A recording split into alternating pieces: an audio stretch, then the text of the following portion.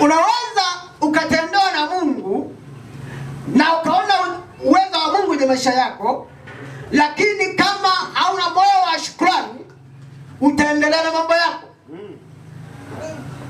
Hautaona thamani ya kushukuru Mungu. Na kuna wengine wanatendewa na Mungu, na Mungu ana njia nyingi za kutendea wewe. Na Mungu hashuki tu kutoka mbinguni akakukuta alafu kutendea. Mungu anaweza akakutendea kupitia mtumishi wake. Amen. Sasa kwa sababu hauwezi kuelewa kwamba ni Mungu amekutendea kupitia mtumishi wake, wewe utaacha kumshukuru Mungu, utaanza kumshukuru. Na Biblia inasema Mungu hachangii utukufu wake. Yes. Amen. Mungu ni mwenye wivu.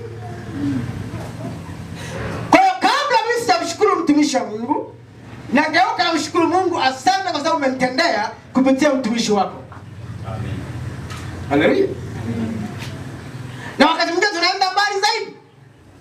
Mungu anatutendea, lakini hatuoni ile thamani kwamba Mungu anatutendea, wala tumshukuru Mungu na wala tumshukuru mtu ambaye Mungu ametumia kutendea. Haleluya. Unajiona tu kwamba hata hivyo nilikuwa najua tu kwamba nitapita tu. Nilikuwa najua tu kwamba nitafanikiwa tu. Ulikuwa unajua, lakini haukuwa na uhakika. Haleluya. Amen. Utabaki nilikuwa najua nitapita tu. Nilikuwa najua nitafanikiwa tu. Ulikuwa najua ila ulikuwa huna uhakika. Anayekupa uhakika wa kufanikiwa kwako ni Mungu. Yes. Sasa yule ambaye amekupa uhakika wa kufanikiwa kwako, haumshukuru tena. Na Mungu huwa anaangalia moyo wa mtu, kwamba mtu huyu nikimtendea makubwa zaidi, ana moyo wa kunishukuru, au nikishamfanikisha ndio ananiacha mazima.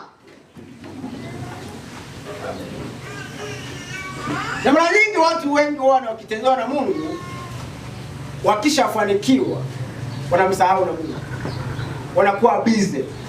Hata ibadani haonekani. Ndio. Lakini wakati bado ana haja ya kutendewa au ya kubarikiwa, anakuwa mwaminifu sana kwenye ibada. Na wakati huo ni mwombaji sana, lakini Bwana kisha muinua, moyo wa maombi unakata, moyo wa ibada unakata, haupo tena. Haleluya. Amen. Haupo tena. Kwa hiyo tambua sana thamani ya kumshukuru Mungu. Amen. Ili Mungu aendelee kujidhihirisha kwenye maisha yako. Amen. Amen. Sikilizeni niwaambie watu wa Mungu. Huyu prophet hapo mbona hapo?